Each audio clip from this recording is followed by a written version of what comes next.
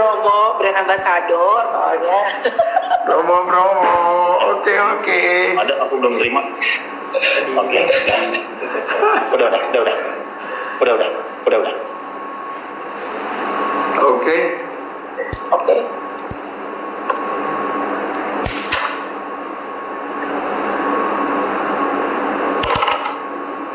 Thank you banget nih Bang Ruben udah mau ikutan diundang, bro.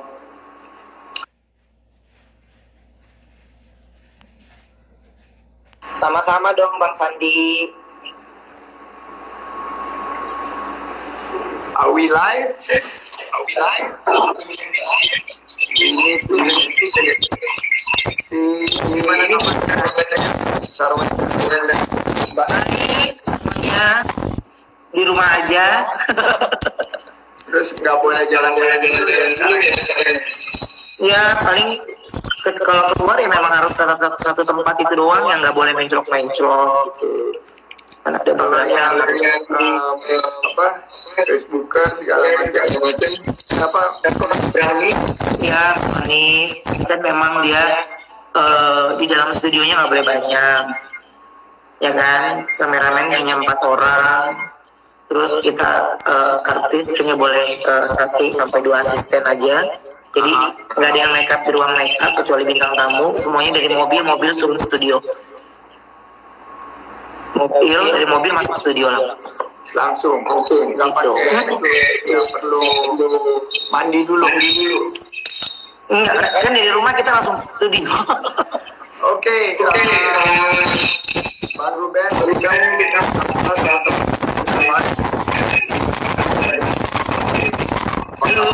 teman-teman yang budiman ini kita buka puasa kesempatan ngobrol sama siapa lagi kalau Bang Ruben yang Amin. terakhir kali kita ketemu Ben Iya. nggak lama terus kita kena COVID, jadi aku ada banyak pertanyaan kita boleh aja. Kamu sambil minum ya? Boleh. Jadi kan luar biasa banget perayaan habisnya ayam geprek sampai hari per hari berapa bulan di kulit ya. Kalau awal-awal memang saya pergerakannya belum begitu dahsyat ya, tapi dampaknya sudah banyak sekali. Tapi kalau kita sampai hari ini, saya tahu pasti akan pembahasannya mengenai itu ya. Jadi sampai hari ini omset yang menurun dari saya itu sudah 70%. Ya Allah. Sudah 70%. Jadi bagaimana 70% itu ya karena sudah tidak ada yang bisa ya ini sudah isu dunia ya, jadi saya pun tidak bisa bergerak banyak sebenarnya gitu.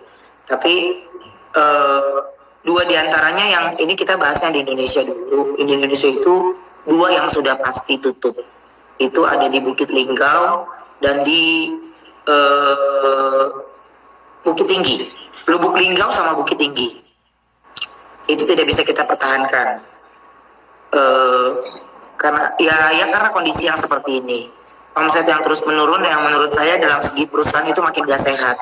Ya kalau kita mau pertahankan karyawan ya kita sanggup gitu, tapi buat saya suatu bisnis yang salah ketika kita melakukan semuanya dengan uang sendiri gitu ya, dengan kita gali lubang tutup lubang ya mungkin sekarang selamat tapi saya nggak yakin 2 bulan 3 bulan akan selamat gitu. Jadi saya harus berpikir sekarang saya selamat 2 bulan ke 3 bulan apa yang harus saya lakukan gitu.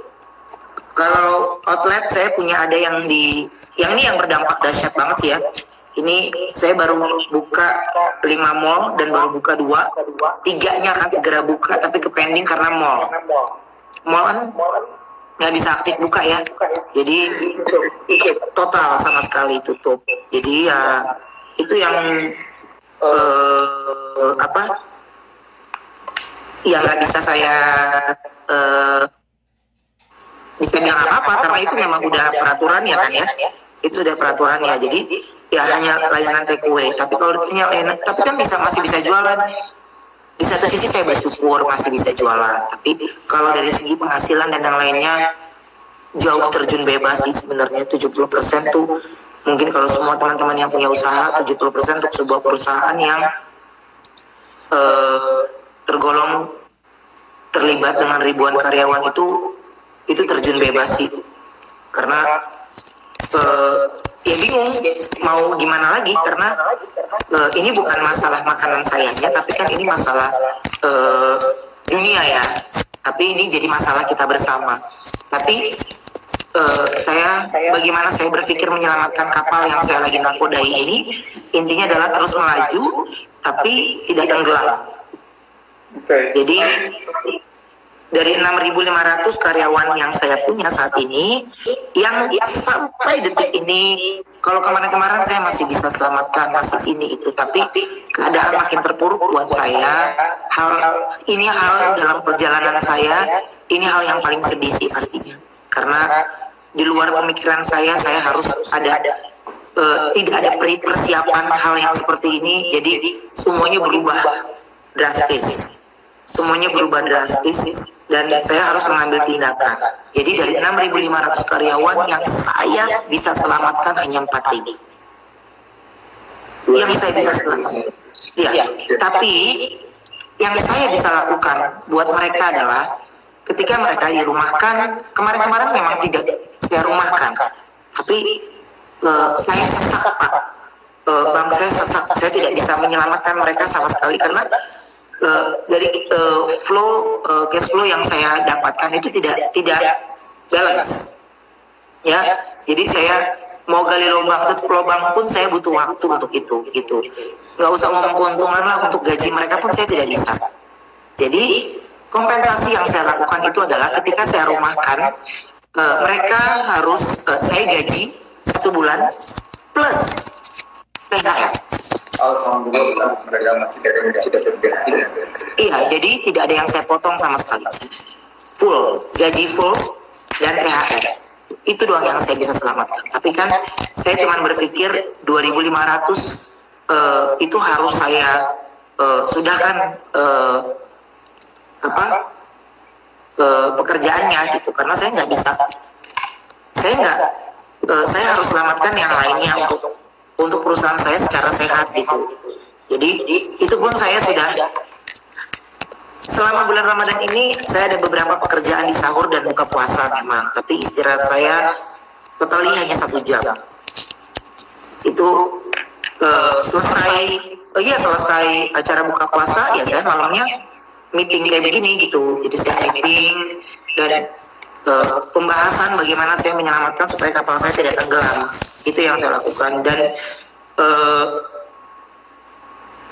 kalau berbicara itu ya memang ini hal yang paling perjalanan untuk perusahaan makanan saya ya, untuk 3 tahun ini hal yang paling terdahsyat. Ini terdahsyat yang pernah saya dapatin gitu, dan di luar pemikiran saya. Salah satu contoh memang misalnya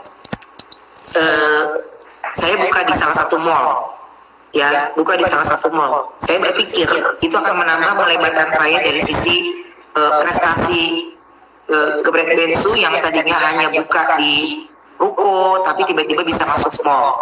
Dan masuk mall juga bukan kita yang apply, tapi kita dilamar sama pihak mall untuk masuk dari bagiannya mereka gitu. Jadi tapi itu kan bukannya endorse, bukannya itu, tapi kita itu bayar. Ya, dimana kalau kita masuk mall itu kan hitungan per meter Bang. Jadi susah nyebutin harganya, tapi dahsyat sekali. Dahsyat sekali. Tapi harus diharap, karena saya tidak bisa melakukan hal apapun. Jadi itu saya anggap uang mati saja. Ya, uang mati saja. Entah itu kapan bisa kembalinya ya, saya nggak usah berpikir jauh. Tapi ada beberapa karyawan yang saya bisa tarik untuk bisa saya pekerjakan di tempat-tempat yang lain. Pekerjakan di tempat lainnya yang mana? yang Bang Sandi pernah datang Ben Sunda aku itu kan sebenarnya salah satu kapal yang harus tenggelam. Karena apa? Karena itu hanya all you can take. Iya. Tapi saya kemarin pada saat COVID-19 ini sempat 3 minggu itu depresi, Bang. Jadi saya parno dalam segala hal, saya panik, saya takut dalam segala hal, saya tidak menerima pekerjaan, saya hanya maunya di rumah saja, makan, wah stres segala hal. Tapi saya harus berpikir, kalau saya terus seperti ini, saya akan terpuruk terus kan, saya hancur terus. Jadi saya harus membangkitkan kepercayaan diri lagi, saya harus bisa aktivitas lagi ya dengan cara saya harus bangkit, harus survive nih.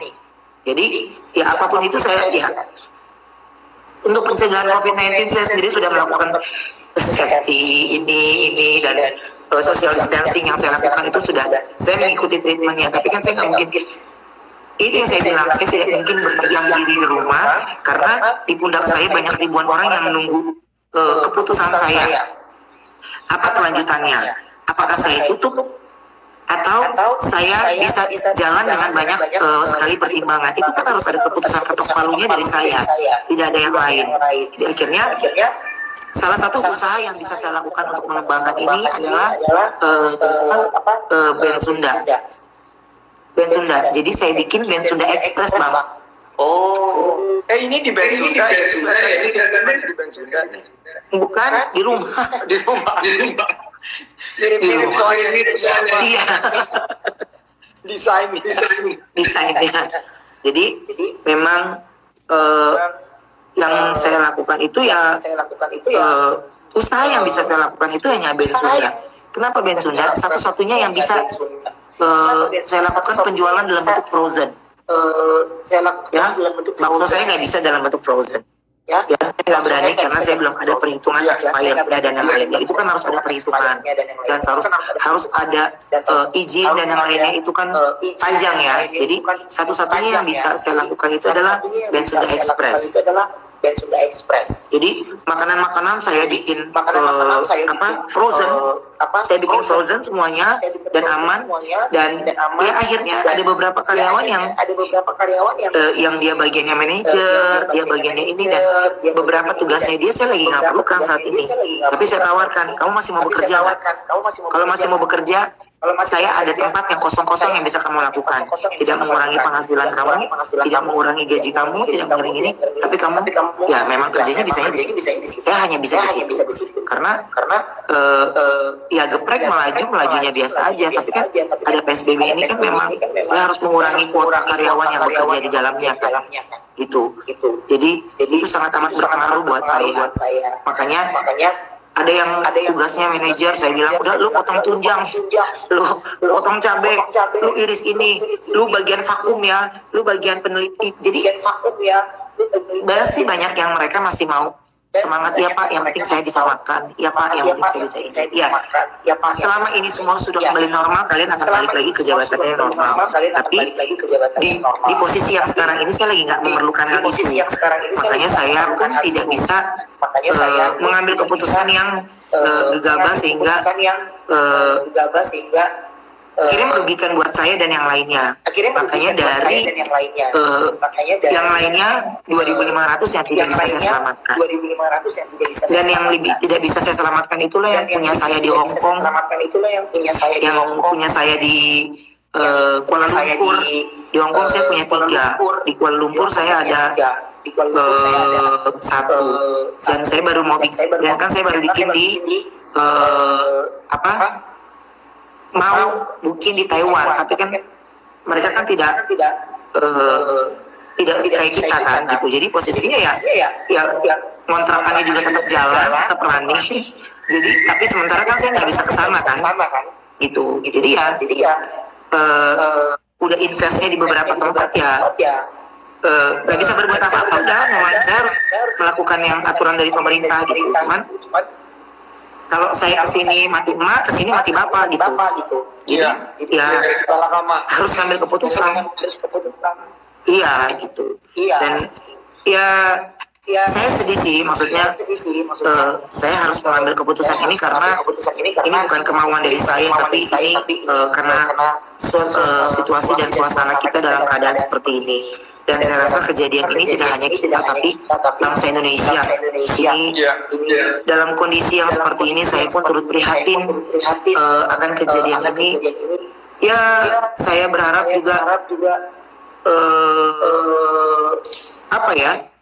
kalau seandainya ini pun COVID-19 ini cepat itu, saya butuh waktu 1 tahun untuk bisa kembali pulih.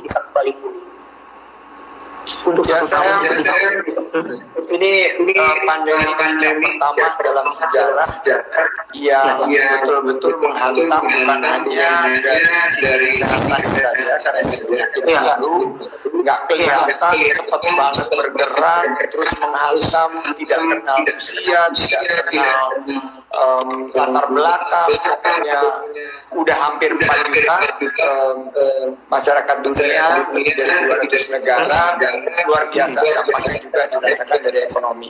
Nah, saya ingin menyapa beberapa teman-teman yang ada di FB, follower saya ngefans banget sama Trek Bensu. Amin. Dari Singapura, udah beli Trek Bensu dari Singapura nih, Saudi, Korea, Jepang. Kita juga ada dari Argentina, luar biasa. Di Indonesia, Bang Ruben dari Jakarta, Bekasi, dari Banten, mana suaranya dari Banten, Wonosobo, Banten, Makassar, Jambi, Bengkulu, nah ini dekat Lubuk Linggau nih, Lombok, Sulteng, Aceh, apa kabar semuanya ini? Semua mendoakan semoga kita Bang Ruben terutama sehat-sehat selalu, dan juga Mas Ruben usahanya bisa insya Allah tetap di dalam turbulensi ini berjalan dan tetap memberikan kebermanfaatan kepada bangsa dan negara. Kita ingin doakan sehat-sehat para netizen di wilayah Indonesia yang ada di luar negeri agar terhindar dari COVID-19 dan kita segera pulih. Kan kita nggak tahu nih, Bang Ruben, kapan pandemi ini berakhir, tapi dengar-dengarnya sih mudah-mudahan bahwa dengan data yang terakhir ada kemungkinan PSBB berarti tanggal 22 Mei ke atas, sehingga kita akan mulai melakukan pembukaan kembali. Nah, tadi kita udah dengar bagaimana Bang Ruben survive dan bagaimana Bang Ruben berusaha mengurangi pegawai. Nah, kebetulan saya juga baru order nih makanan dari Geprek Bensu. Terima kasih Pak. Online dari teman-teman transportasi online. Karena di rumah sendiri kita udah nggak masak, kita pengen pesan ini. Para netizen datanya keren banget. Ini menu ayam Geprek Bensu. Kalau bisa lihat tuh. Ini yang kita pesan, alhamdulillah datang tadi sempat menemani untuk buka puasa. Ada juga yang bakso goreng, dan ini yang baunya keren banget nih. Waduh, ini sambal apa ini? Sambal apa nih, Pak Ruben? Original. Oh, ini original nih ya. Wow, sambalnya masih terasa. Nah, di rumah saya ini kan kita biasanya masak sendiri, tapi setelah PSBB untuk membantu para UMKM, membantu warung Tegal dan lain sebagainya, kita pesan dan kita minta diantar pakai teman-teman transportasi online, ojek online. Nah, kira-kira kalau untuk para netizen di sana ada nggak sih pemikiran Bang Ruben yang bisa membantu real? Karena ini saya mau kasih bayangan. Kalau tadi Bang Ruben bilang 70% turunnya, dia punya margin itu berarti dia sudah di bawah dan cash flow-nya ke makan semua. Jadi yang punya usaha ini saat yang paling sulit. Ini kayak buah si malakama, betul. Kita stuck. Kalau kita berhenti, kita harus ngurangin pegawai, kita nggak sampai hati. Tapi kalau kita terus jalan, ini kegerus semua. Padahal konsep kita dalam pandemi ini adalah cash escape. Nah, bagaimana pemikiran Bang Ruben? Bagaimana caranya kita kolaborasi para netizen, juga tentunya dunia usaha, pemerintah, apa yang diperlukan pada saat ini untuk memastikan usaha-usaha seperti Bang Ruben ini bisa survive? Ya, kalau saya bingung ya kalau ditanya apa yang bisa dilakukan ya. Kalau saya salah satu supportnya ya sama, misalnya kayak ada pedagang-pedagang online atau apapun ya, saya lebih prioritaskan untuk pedagang online karena lebih memprioritaskan, sama kayak Bang Sandi. Saya lebih belinya dari rumah aja gitu. Saya ngerasain baik mereka yang usaha kecil atau usaha besar kan juga semuanya harus tidak bisa makan di tempat kan. Jadi sebenarnya kalau kita makan kita bawa pulang itu Bang, untuk kita itu lebih besar pengeluarannya. Jadi lebih baik makan di tempat, karena kita pakai dus lagi itu kan kena uang lagi. Kita pakai ini lagi dapat lagi kan. Jadi akan lebih nyaman buat kita kalau itu mereka makan di tempat. Tapi dalam situasi seperti ini nggak usah mimpi lah, itu akan sulit sih pasti. Jadi yang harus dilakukan dan keputusan yang harus dilakukan itu adalah ya memang kalau saya pribadi ya membeli apa yang mereka jual saat ini ya, apa yang mereka jual saat ini. Dan kan kadang-kadang banyak yang di luar kota itu yang susah untuk pengiriman juga kan, karena saya pun juga melakukan proses pengiriman barang keluar kota. Ada beberapa yang susah, ada beberapa yang harus ketahan dulu, tapi kan itu kan karena makanan nggak bisa ketahan kan, harusnya bisa, tapi ya nggak bisa teriak ya, udah diem aja. Jadi sesaknya dada ini ya, iya oke. Nah itu seorang pebisnis yang tangguh bahwa dia ngelihat ini yang mesti bebannya ada di pundaknya, dan dia mencoba untuk mensolusikan. Nah, sekarang ini kita berandai-andai. Seandainya saya pemerintah. Sekarang saya pemerintah. Saya punya kekuasaan menggerakkan pajak, menggerakkan perizinan, dan menggerakkan kebijakan lainnya yang bergantung kepada dunia usaha. Kira-kira pengusaha sekelas Ruben Onsu, apa wishlist yang disampaikan untuk kita bisa menyiapkan agar pasca COVID-19 atau menjelang kita berakhirnya PSBB ini bisa membantu banyak UMKM yang menjadi tulang punggung ekonomi kita. Oke. Kalau saya sih lebih dari sisi perbankan sih Bang. Jadi ya saya yakin ada beberapa UMKM juga memang harus melakukan pinjaman lewat bank, dan ternyata memang kalau pinjaman lewat bank itu kita masih bayar ya soalnya itu, dan masih dilakukan hal itu. Tapi kita balikin lagi nih, kan ada beberapa yang memang harus dilakukan lewat bank itu, pinjaman untuk melebarkan dan yang lainnya ya. Tapi ya itu karena yang saya bilang Bang, saya bilang tanpa investor, jadi semuanya diputar sendiri. Tapi tagihan per bulan itu kan tetap harus dibayar kan. Tapi dalam situasi yang kayak begini ya saya juga bingung. Kalau saya tidak bayar, nanti saya kena BI, ya kan? Kalau saya tidak bayar kan nanti saya kena BI. Untuk tidak membayar cicilan itu kan pasti kena ada laporannya nantinya. Tapi dengan kondisi yang seperti ini, saya bingung nih Bang. Saya punya satu kado. Saya punya satu bingkisan ini ya. Parcel ini, saya bingung nih, saya harus baginya kemana? Yang mana yang saya prioritaskan? Apakah ke karyawan dulu, ataukah ke cicilan perusahaan, ataukah itu kan harus saya bagi-bagi itu. Nah, sementara pemasukan untuk yang itunya tidak seperti yang udah-udah. Nah, kenapa kita berani apply ke bank itu ya? Karena kan sebenarnya kita punya pemasukan yang udah pasti. Tapi kan kita nggak pernah tahu akan terjadi seperti ini, sehingga semuanya itu berubah. Tapi dalam situasi COVID-19 ini kayaknya tidak berlaku untuk bank. Ya, jadi kami pun cukup tercekik di sananya sih.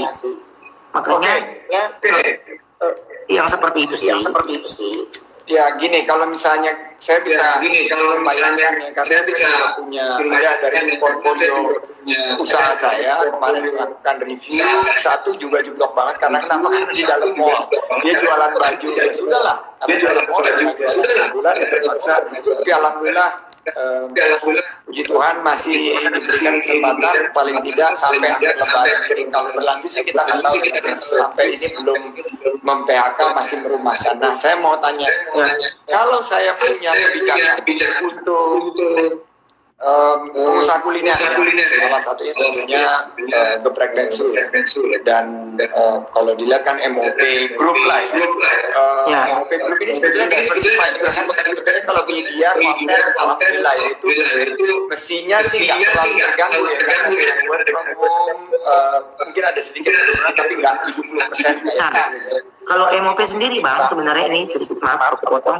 Kalau MOP sendiri sebelum ada WFH ini, aku sudah lakukan kerja itu per tim sebenarnya. Jadi kerja per tim itu adalah paket tim A, tim B. Jadi yang Senin tim A, Selasa tim B. Jadi nggak penuh di kantor. Itu saya sudah lakukan sebelum ada perintah dari pemerintah. Itu untuk saya mengurangi banyak kuota yang ada di dalam kantor sebenarnya. Pemeriksaan medis sebelum ketika rame-rame tentang COVID-19, Indonesia belum begitu ramai, kantor saya sudah menggunakan jasa medis sebenarnya. Setiap yang masuk itu mereka sudah ada pemeriksaan medis.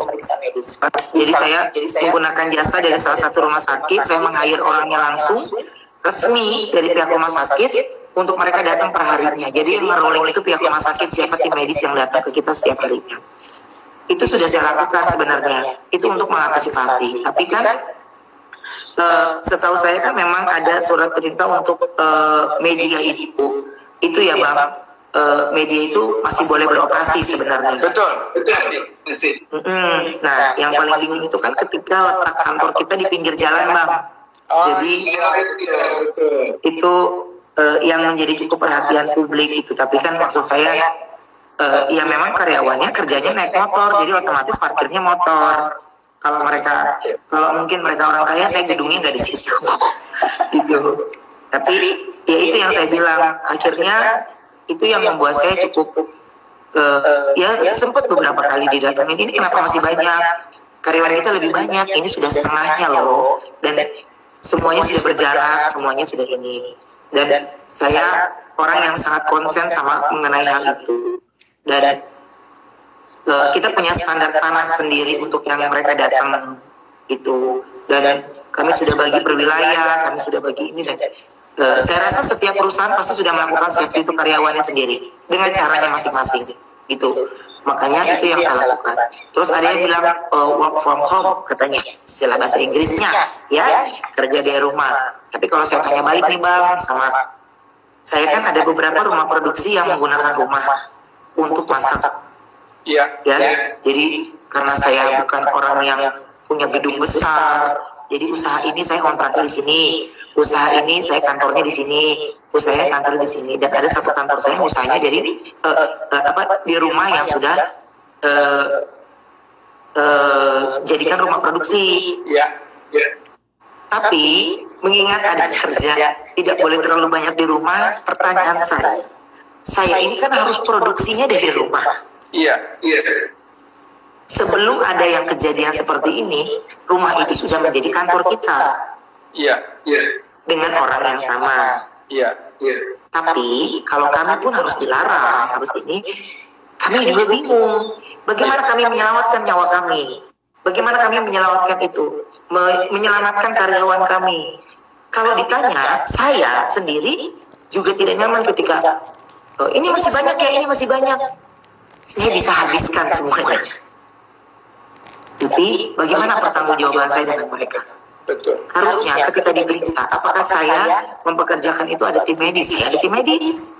Ya, dengan standar yang sudah ada. Tapi ketika dilakukan pemeriksaan, ini masih banyak ya, ini masih banyak ini. Ini kalau namanya 2 orang 3 orang namanya PIRT, ya. Iya. Iya. Tapi kan ini kan company bang. Jadi buat saya lagi, semua orang lagi kebanjiran, musibah banjir lagi melanda. Jadi kita lagi mencari tempat yang menyelamatkan diri, yang untuk bisa stay, untuk kita bisa aman gitu sebenarnya. Dan makanya halo? Iya, masih kita on. Yang saya bisa stay, saya bisa aman. Dan halo? Ya, kita masih on di sini, Bang Ruben. Ya.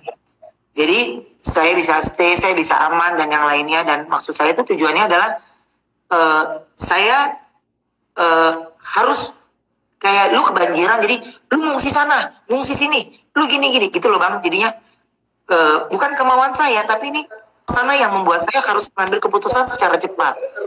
Ya, jadi ketika tempat produksi kita pun harus, ini masih terlalu banyak, ini masih terlalu lebih. Lantas bagaimana yang bisa kita lakukan? Karyawan kita pun tidak kalau bisa. dilihat ini benar buah si malakama, tapi saya punya insya Allah satu misalnya saya bisa memberikan masukan kepada seluruh UMKM bahwa pertama adalah kejelasan peraturan. Kejelasan di mana satu bahwa keputusan yang pemerintah pusat harus berkoordinasi dengan pemerintah daerah, dan seandainya media dibolehkan. Nomor dua, saya melihat kalau misalnya saya kasih dana lunak kepada grup MOP termasuk media, dan bahwa saya bilang jika grup Ruben Ons tidak memphk-kan 500, saya akan beri 6 bulan pendanaan yang dijamin tanpa kolateral tambahan dengan bunga yang lebih lunak, dan juga dengan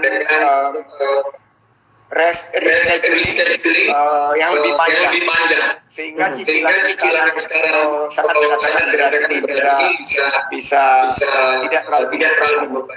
Saya rasa itu jauh diperlukan, karena pada saat sekarang kita perlu uang tunai, cash is king. Dan menurut saya kebijakan ini yang mudah-mudahan bisa diadopsi oleh pemerintah. Jadi dua hal, satu restrukturisasi kewajiban yang sekarang, tapi untuk mempersiapkan penggunaan kembali setelah relaksasi ini kita perlu modal juga, dan ini kita berikan modal pengusaha-pengusaha kecil, pengusaha mikro, dan pengusaha menengah.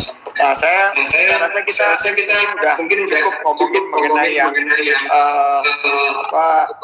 sedih yang geblok dan lain sebagainya. Saya sekarang mau sedikit shifting kepada seandainya krisis kesehatan yang sudah bisa diatasi, insya Allah menurun, dan tanggal 22 Mei setelah Lebaran PSBB tidak diperpanjang, seandainya berarti kan kita mulai buka lagi nih, buka mall, buka Bensunda, buka geprek, buka bakso, dan segala macam. Saya ingin mengangkat ada beberapa slide yang berupa checklist.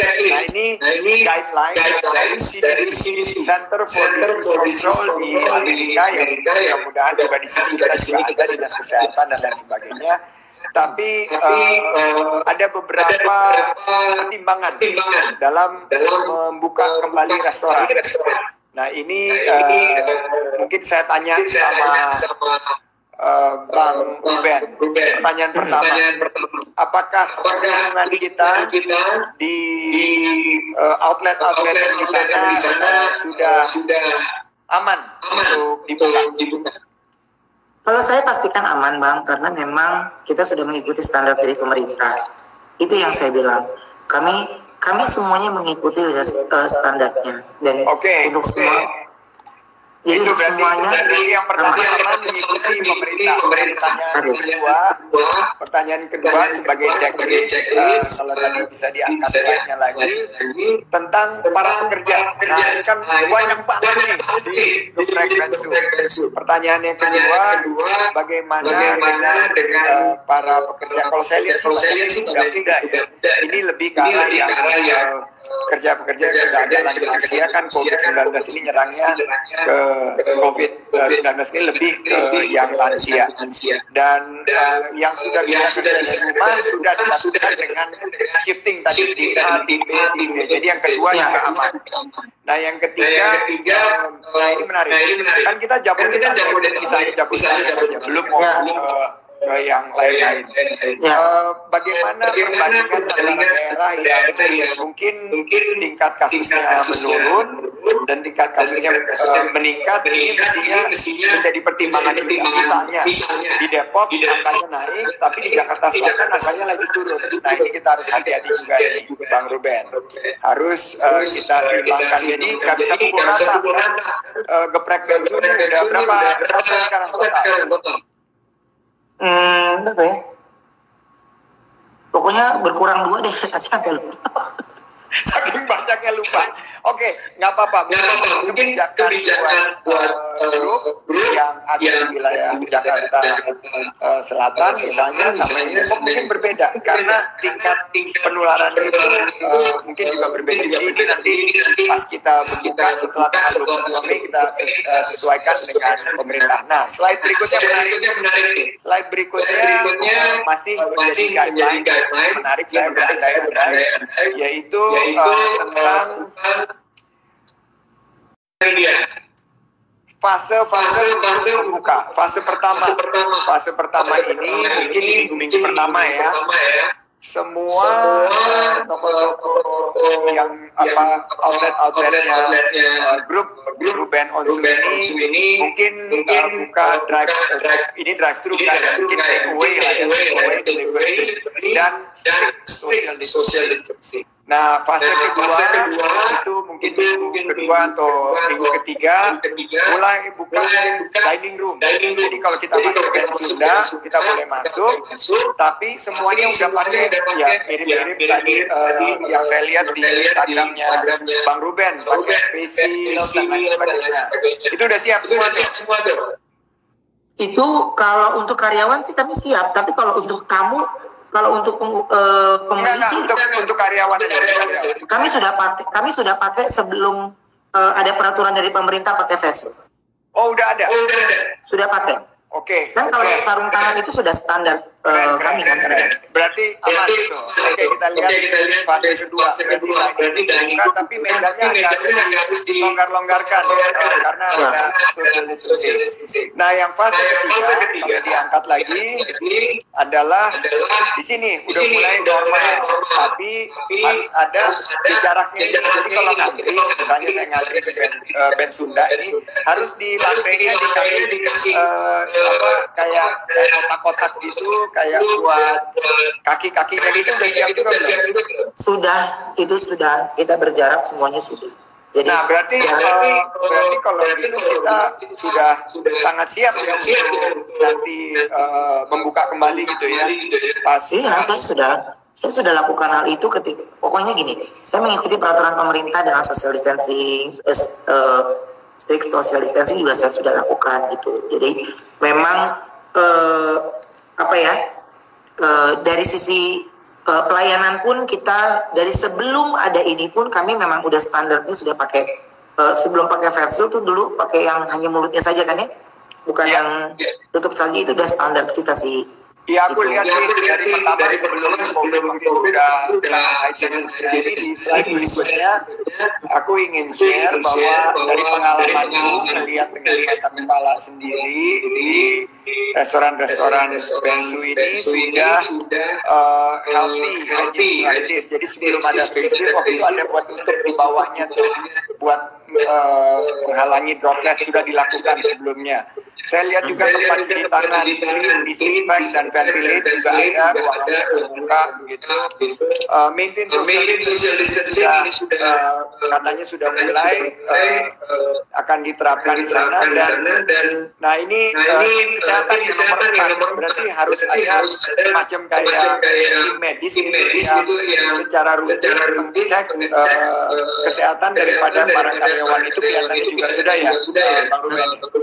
Oke, kalau tim medis itu hanya dari kitanya saja, tapi ini kan yang saya harus tanyakan, tim medis ini apakah setiap tamu yang datang itu kita tim medis? Karena kalau kita lakukan untuk pembeli itu standarnya ya cek temperatur, ya, dan kita ingatkan setiap yang mau ikutan antrian walaupun berjarak tetap menggunakan masker, ya, dan kita menyediakan hand sanitizer. Jadi ketika mereka masuk antrian kita kasih hand sanitizer, mereka begitu. Jadi ke pelayan kita pun ya itu tidak bersentuhan sebenarnya. Oke, jadi ini sebenarnya sudah masuk ke dalam guidelines-nya sebenarnya kepada tim medis itu mengecek kesehatan untuk para pegawai bukan para pengunjung. Nah, maintain social distancing aku mau share ini maintainnya ini menarik nih bahwa social distancing ini sebisa mungkin kalau misalnya mereka datang dengan mobil, tapi kan kita banyak juga motor ya. Jadi ini sebisa mungkin kalau selagi penuh tunggu dulu di mobil. Jadi jangan antri lebih apalagi pas makan siang. Tentunya yang takeaway silakan takeaway. Terus bagaimana caranya ke depan untuk pre-ordering supaya waktu mereka masuk di dalam itu bisa tidak terlalu lama tapi bisa dibatasi. Jadi kalau dia order dulu, bukan dia datang langsung lihat menu, tapi ada semacam fitur melalui aplikasi pre-ordering itu akan bagus. Nah ini juga di Bensunda dan di beberapa outlet lain sudah dilakukan, tidak ada lagi self-serve buffet karena self-serve buffet dan salad bars dan drink station itu yang bisa banyak sekali terjadi resiko untuk penularan di situ. Nah ini juga floors dan sidewalk sudah digambarin kotak-kotaknya sudah beres. Nah untuk yang bersih itu harus ada tadi masker, harus ada gasnya dan bagaimana di gas register itu juga ada pemisah. Dan terakhir ini standarnya paling tinggi standarnya di Amerika. Ini bahwa jumlah karyawan itu disesuaikan dengan kapasitas tempat yang pasti juga dilakukan oleh Bensunda. Dan saya rasa kalau misalnya sudah bisa dilakukan, insya Allah kita akan begitu dibuka melalui fase-fase itu sesuai dengan peraturan pemerintah. Insya Allah kita sudah siap untuk beroperasi ya. Siap, kalau kami sih pasti siap Pak. Cuman ya memang kalau jumlah karyawan itu yang pertama ini sedikit saya jawab itu sudah saya lakukan. Tapi untuk saya bisa kembali seperti semula lagi, saya butuh waktu untuk bisa mengembalikan kerugian yang sudah kemarin ini dengan cara yaitu saya butuh waktu. Tapi jika saya butuh karyawan, yang saya lakukan adalah saya menerima karyawan yang sudah pernah bekerja dengan saya dulu, yang saya tawarkan lagi. Jadi saya tidak membuka untuk umum dulu, saya tawarkan dulu ke mereka. Tapi kalau mereka sudah dapat pekerjaan di tempat lain, baru saya buka untuk umum gitu. Jadi kalau beberapa kayak bakso dan yang lainnya itu memang ya peminatnya memang agak berkurang ya karena bukan makanan pokok yang dicari orang kita saat ini. Jadi saya pun merasakan sama ini yang dirasakan oleh penjual bakso, oleh penjual apapun itu pasti sangat amat berasa pastinya. Jadi kita membeli mereka pun khawatir, sendoknya kita punya worry karena yang dirusak ini pemikiran kita juga kan saat ini. Jadi kita saling mencurigai, saling ini gitu. Jadi itu yang saya bilang sih sebenarnya dari sisi saya di Onsu Pangan Perkasa sendiri dari OPP ataupun MOP itu saya sudah apa yang tadi diucapkan oleh Bang Sandi sudah saya lakukan. Dan tapi kalau untuk saya bisa mengembalikan itu ya saya butuh waktu lagi untuk bisa sih. Ya, jadi saya dapat kira-kira apa saja yang dibutuhkan usaha-usaha seperti OPP dan MOP. Nah, saya ini tertarik banget, kan pernah 3 minggu katanya awal itu galau tingkat dewa lah, Gegana. Sempat juga nggak terima job dan sebagainya. Saya ingin mungkin Bang Ruben bisa share apa yang memantik akhirnya bangun kita harus hadapin semua ini dan kita harus menjadi leaders yang bertanggung jawab kepada ribuan karyawan yang menjadi bersama kita dan menggantungkan namanya kepada kita. Apa yang menjadi trigger? Pertama, saya balik lagi. Ketika saya lagi bawain kapal, awak kapal ngomong ya, ada satu bocor 10%. 2, sisi sebelah sini bocor 20%. Sisi sini bocor 30%. Jadi ketika itu sudah mencapai di posisi 40%, saya rasa saya harus bangkit. Karena ya pilihnya saya bangkit atau tenggelam, itu doang. Kita nggak mungkin bisa di dalam satu tempat kita diam sendiri berdoa tanpa berusaha, itu nggak mungkin. Jadi kuncinya dari di sini adalah bagaimana saya bisa survive, saya bisa bangkit, ngelihat saya semangat, pasti karyawan saya semangat. Ya, tapi ngelihat saya, ya syukurnya kalau kita mikirin perut kita sendiri ya Bang, maksudnya ya syukurnya anak saya 3-3-nya mereka saya sudah tabungannya mereka aman, ini mereka aman, tapi kan bukan begitu caranya untuk sebuah perusahaan. Jadi saya anggap karyawan saya itu ya anak-anak saya juga gitu. Jadi harus punya pemikiran untuk apa langkah untuk mereka ke depannya gitu. Jadi hal yang memang buat saya ke depannya itu ya ketika saya bangkit itu harus, ini udah nggak bisa mengandalkan ya udah memang itu peraturannya, ya udah memang ini kok suasananya seperti ini, nggak bisa. Saya harus bangkit. Dan yang membuat saya bingung lagi dari sisi yang owner and founder dari beberapa brand yang saya pegang ini adalah peraturan dari pemerintah daerah yang di sini sama, yang di sini tidak. Di sini sama, itu jadi karena saya punya nggak konsisten ya, membingungkan. Bingung sayanya juga. Itu yang saya bilang, karena saya tidak bisa bersuara secara banyak, jadi ya sesaknya dada ini cuman oke. Ini buat para netizen, terutama Facebook follower saya tuh nggak pernah lihat Ruben Onsu nih dalam frame seperti ini. Dan ini luar biasa membuka mata kita bahwa Ruben Onsu juga nyesek ngadepin COVID-19. Ada nggak sih hikmah yang bisa di-share nih teman-teman saya juga? Setiap daripada kita punya hikmahnya sendiri terhadap COVID-19 ini, karena kita yakin sebagai umat beragama kita tahu bahwa ini ada pesan-pesan khusus. Nah, kalau untuk Ruben sendiri ada nggak sih hikmah COVID-19 ini? Oke, kalau dari hikmah ini sih buat saya banyak. Yang pertama, akhirnya saya punya banyak waktu untuk keluarga. Itu yang pertama. Terus yang kedua, hikmah dari ini adalah ya akhirnya saya biasanya selalu punya plan A dan plan B. Tapi kayaknya nextnya saya harus punya plan C, D, dan E. Gitu. Step apa yang saya lakukan ketika kejadian, saya harus punya plan B. Plan B nggak mempan, saya harus punya C. C nggak mempan, saya harus punya D. D nggak mempan, saya harus punya E. Jadi harus lebih punya banyak pilihan sih, sehingga nggak kalang kabut yang seperti ini. Jadi tanya kalang kabut, ya benar. Panik, ya benar.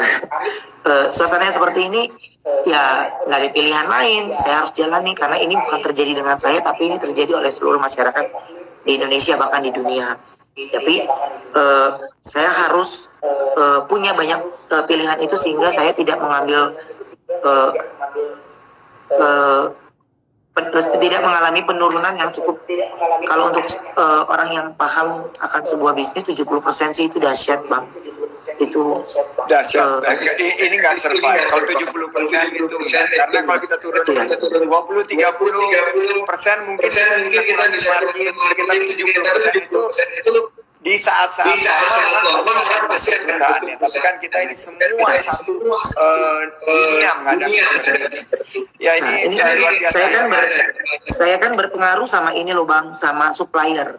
Iya. Ada supplier ayam, supplier telur, supplier tepung, supplier ini, banyak supplier yang ada di bawah saya. Di bawah supplier itu ada ratusan orang yang bekerja kan. Ada ratusan orang yang bekerja. Jadi saya punya perusahaan minuman Bensudrink ada berapa ratus orang di dalamnya. Jadi ada orang ini. Jadi maksud saya mereka kan harus di-charge terus uangnya. Jadi bagaimana saya bayar ke supplier? Sementara saya pun pemasukannya berkurang, tapi kan supplier juga butuh uang juga buat bayar karyawan. Jadi sebenarnya ini masing-masing punya keperluan gitu. Tapi saya mau bayar, tapi saya juga berkurang. Tapi kalau saya nggak ini, supplier itu kan punya banyak pilihan orang yang ambil. Jadi kalau nggak saya banyak ambil, ya mereka kan bisa cari yang lain kan, secara tidak eksklusif ke kita gitu. Jadi kan kita menjaga eksklusif itu adalah supaya mereka lebih fokus penjualannya ke kita, mereka lebih fokus ke kita gitu. Jadi banyak hal yang posko-posko istilahnya yang dari Geprek Bensu tidak hanya karyawan Geprek Bensu ataupun pembeli Geprek Bensu aja, tapi dari segi olahan Geprek Bensu untuk dus-dus yang Bang Sandi tadi beli itu kan ada karyawannya yang bekerja untuk pembuatannya. Yes. Itu pembuatannya ada orang lagi yang bekerja. Nah kalau kita bedah lagi di dalamnya, itu yang Bang Sandi beli kalau tidak salah bakso ya, bakso geprek itu yang tadi Bang Sandi pegang. Iya. Nah itu baksonya beda dengan bensu bakso. Jadi itu ada produksinya. Nah itu cabe itu kan ada cabenya lagi, ya. Terus ada ayamnya lagi. Nah untuk tepung dan yang lainnya memang saya punya pabrik sendiri. Tapi kan tepung nih. Tahu nih. Nah, itu kan tahu kita ada suppliernya, Bang. Tahu kan ada suppliernya. Tepungnya memang dari saya. Tapi bagaimana saya bisa jual tahu? Saya kan harus ada depositnya juga ke mereka. Iya kan? Apalagi ada yang minta tolonglah kita dalam keadaan kayak gini, tolong ini banget ini. Jadi saya bingung yang harus saya selamatin supplier ayam, apa supplier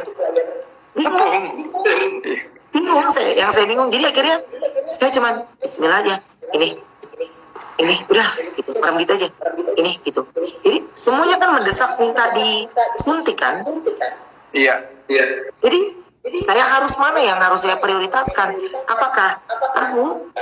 Jadi pengusaha tahu pun mereka oleng lah, pasti. Oleng. Saya punya ada namanya Geprek Bensu telur asin, ya itu susah loh. Telur bebek itu susah.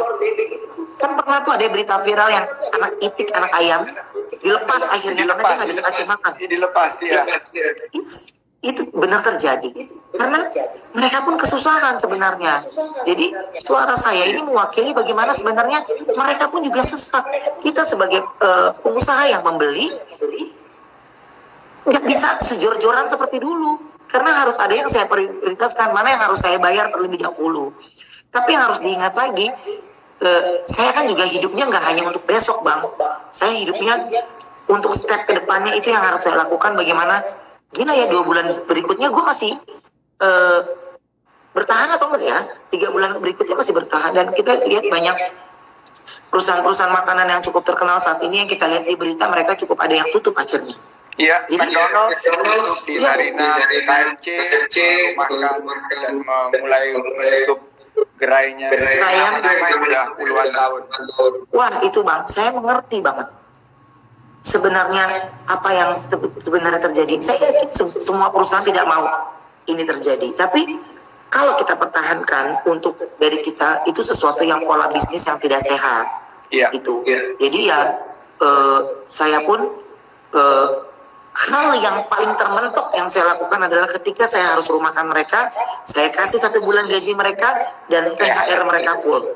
Jadi selebih dari situ saya minta maaf karena saya harus memperbaiki luka sebenarnya. Ya. Sama kayak kita, ini kan sebenarnya ini luka untuk semua orang. Betul. Jadi ketika kita luka, ini hal receh sih sebenarnya kalau buat saya. Ketika Bang Sandi jatuh, luka, dan di sini ada darah. Setelah kita obatin kan nggak langsung sembuh, kulit kita normal kan. Jadi itu butuh waktu untuk bisa kembali lagi menyatu dengan kulit.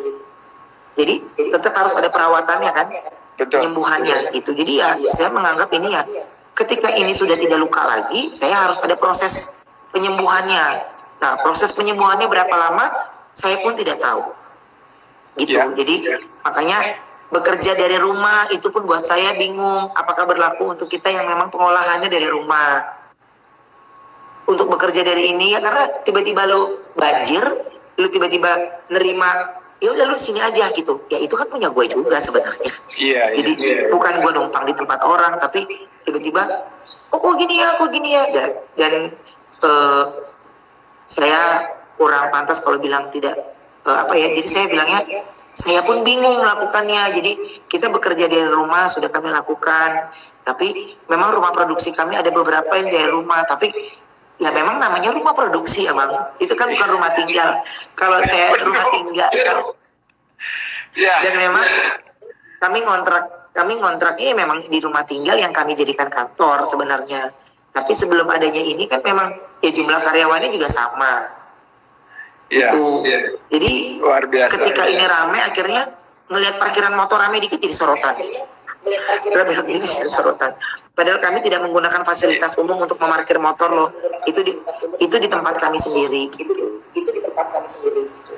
Jadi memang ini lagi-lagi kita bicara COVID-19, tapi tanpa terasa kita udah bicara mengingatkan para netizen dan pengusaha dan para entrepreneur di luar sana sekelas BNOMSU juga mengalami begitu banyak tekanan diakibatkan pandemi COVID-19 ini. Seorang sosok yang selalu menghibur kita juga ada saatnya sangat sesak menghadapi situasi ini. Tapi saya ingin meninggalkan satu tips saat kita menghadapi kesulitan seperti ini. Pertama, karena kemungkinan krisis ini berakhir. Mungkin 5-10 tahun lagi akan terjadi. Tapi belajar dari krisis ini, pertama kita harus mampu untuk merencanakan bisnis kita dengan begitu banyak plan A, plan B, seperti tadi Bang Ruben bilang plan E. Jadi untuk itu kita harus lebih siap. Cash kita lebih kuat. Kita harus napasnya bisa lebih panjang karena krisis ini mungkin nggak cuma sebulan, tapi mungkin 2 bulan, mungkin 3 bulan. Setelah itu yang kedua, menurut saya tips tadi yang kita dapat semua adalah tanggung jawab kita kepada karyawan, kepada supplier, dan bagaimana kita membalance, bagaimana kita mendahulukan di mana. Nah itulah seorang leader bisa melihat prioritasnya di mana. Seorang entrepreneur akan mampu untuk mengkalibrasi mana yang harus dipentingkan dulu, mana yang harus. Jadi yang penting di situ juga terakhir yang ketiga adalah trust, amanah.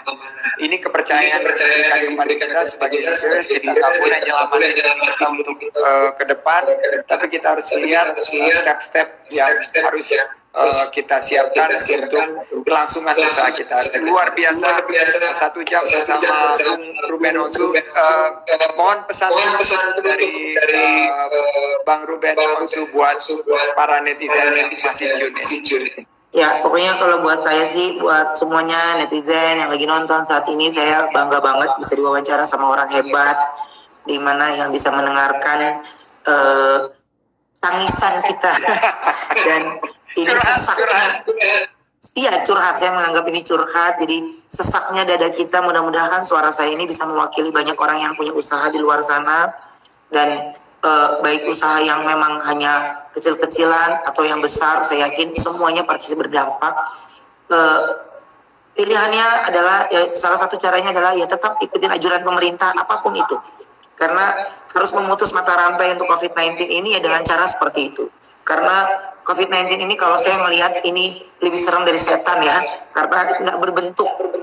Jadi kita juga nggak tahu bagaimana cara penularannya. Jadi ikutin bagaimana kita bersih dari hand sanitizer, menggunakan masker, dan kalau bisa memang menggunakan masker kain untuk yang bisa kita cuci berkali-kali, sehingga tidak menggunakan masker yang harus digunakan oleh tim medis itu. Jadi untuk semuanya, kalau kita bisa mengikuti peraturan itu, saya yakin semuanya bisa kembali lagi pulih dan kita bisa kembali lagi bekerja, walaupun tidak sepenuhnya bisa kembali pulih. Tapi saya rasa walaupun kita perlu waktu, tapi kita harus sudahkan COVID-19 ini ya dengan cara stay at home.